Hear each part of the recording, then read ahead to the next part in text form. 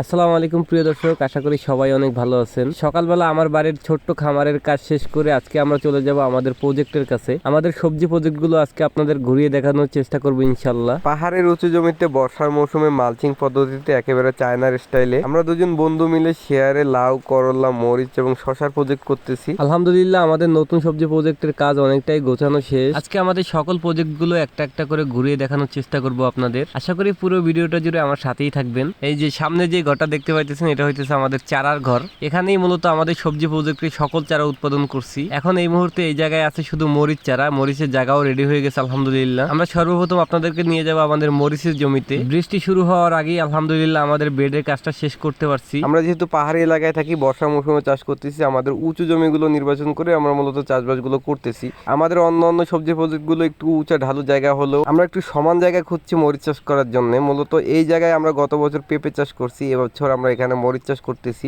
আমরা এখানে মালচিং পদ্ধতিতে মরিচ চাষ করব, ডাবল বেড করছি। ইনশাল্লাহ আমরা কয়েকদিন পরে এখানে চারাও রোপণ করব, যেহেতু মাত্র বেডের কাজ শেষ হয়েছে। এখন আমরা নৌকা নিয়ে যাব আমাদের ওই পারে সবজির প্রজেক্ট, যেখানে একসাথে তিনটা প্রজেক্ট। আমাদের মরিচের প্রজেক্টটা থেকে আমাদের সবজি প্রজেক্টটা একটু দূরে, এই একই জায়গায় তিনটা প্রজেক্ট, শশা, করলা, লাউ। নৌকা থেকে নেমেই সর্বপ্রথম আমাদের লাউয়ের প্রজেক্ট সামনে পড়ে। এখানে প্রায় 20 শতকের মতন জায়গায় আমরা লাউ চাষ করছি। আলহামদুলিল্লাহ আমাদের লাউ গাছে জালিও দেখা যাইতেছে।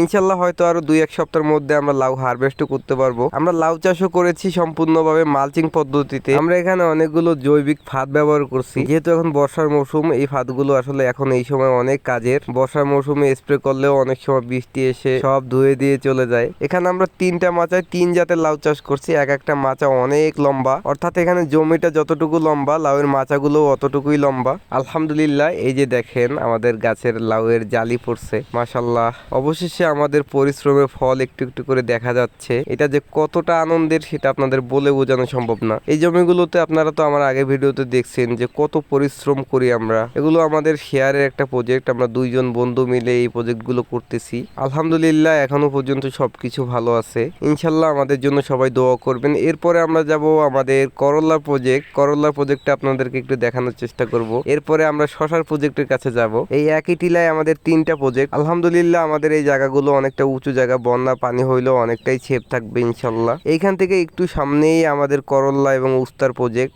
এরপরে ওর পাশেই আমাদের শশার প্রজেক্ট। এখন আমরা যাব আমাদের করলা এবং উস্তার প্রজেক্টের কাছে। এটা হইতেছে আমাদের করলা এবং উস্তার প্রজেক্ট। গত বছরে এই মাচাটাতেই আপনার উস্তা ছিল। গত বছর 2টা লাইন করা হয়েছিল এই একটা মাচার মধ্যে। গত বছর গাছগুলো অনেকটাই ঝোপাই গেছে, অনেক ঝুপ হয়ে গেছিল, যার কারণে এবার মাত্র একটা বেড করছি। আর এই মাচাগুলোতে গত বছর লাউ ছিল, এবছর উস্তা গাছ লাগাই দিছি সবগুলোতে। এখানে এই মাচাটা হইতেছে করলার মাচা। এরপরে নিচে যেগুলো আছে সবগুলাই উস্তা, মানে ছোট সেগমেন্টের যেটা হয় ওইটা। লাউর মাচার মধ্যে যেটা লাগাইছি ওইটাও উস্তা। উস্তা গাছগুলো হয় কি বর্ষার সময় প্রচুর পরিমাণে বায়, যার কারণে এই বড় মাচাটা পুরোটাই ওদের জন্য ছাইড়ে দিছি। এখন যে মাচাটার মধ্যে ঢুকলাম এটা হইতেছে আমাদের করলার মাচা। দেখেন মাশাআল্লাহ বৃষ্টি পায়ে গাছগুলো অনেক সুন্দর হয়ে গেছে। এই চারাগুলো অনেক পরে লাগানো, এগুলো অনেক আগে লাগানো চারা। প্রায় 1 সপ্তাহের ব্যবধানে লাগানো হয়েছে ওই গাছগুলো, তাও মাশাআল্লাহ ওই গাছগুলো বৃষ্টি পায়ে অনেক সুন্দর হয়ে গেছে। এগুলো আমাদের করলা। এখানে দুইটা মাচার মধ্যে একটা মাচা হইতেছে করলা আর একটা মাচা হইতেছে উস্তা। তো এইগুলো এই থেকে ওই পর্যন্ত সবগুলো আমাদের উস্তা, আর বাকি যে মাচাগুলো দেখাইলাম ওগুলো হইতেছে আমাদের করলা। গত বছর এই জমিতে আমাদের মরিচ ছিল, এবছর মরিচটা আমরা অন্য জায়গায় নিয়ে গেলাম, তা তো আপনাদেরকে দেখাইছি। এবছর এই পুরো জমিতেই আমরা উস্তা এবং করলা দিছি সব। এই নিচের যে পুরাতন যে মাচাগুলো, ওই মাচাগুলোতেও করলা লাগানো হয়েছে। ওই মাচাগুলোতে গত বছর লাউ ছিল।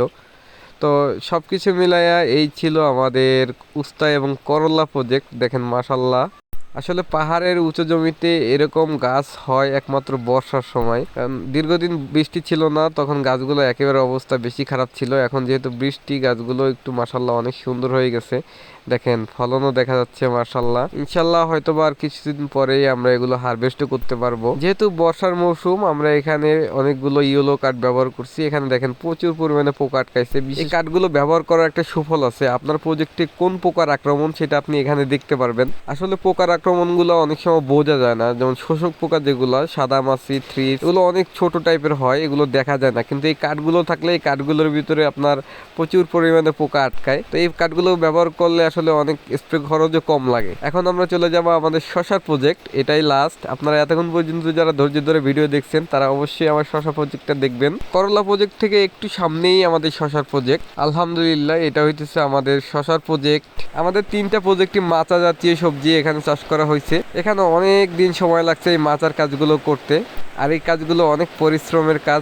শুধুমাত্র একজন কাজের লোক নিয়ে সাথে সাথে আমরাও করছি, সব কাজ আমাদেরই করা। ইনশাল্লাহ দোয়া করবেন। আমাদের শশা গাছগুলোতেও জালি আসছে আলহামদুলিল্লাহ। এত পরিশ্রম করেই শুধু স্বপ্ন দেখি বলেই সবাই দোয়া করবেন ইনশাল্লাহ যেন ভালো কিছু হয়। পাহাড়ের এই উঁচু জমিগুলোতে চাষবাস করা এত সহজ ব্যাপার না, এখানে অনেক এফোর্ট দিতে হয়, অনেক পরিশ্রম করতে হয়, যেটা বেশিরভাগ সময় ভিডিওর বাইরেই করতে হয়, আপনারা দেখেনও না। ইনশাল্লাহ দেখা হচ্ছে পরবর্তী ভিডিওতে। সেই পর্যন্ত সবাই ভালো থাকেন, সুস্থ থাকেন। আসসালামু আলাইকুম, আল্লাহ হাফেজ।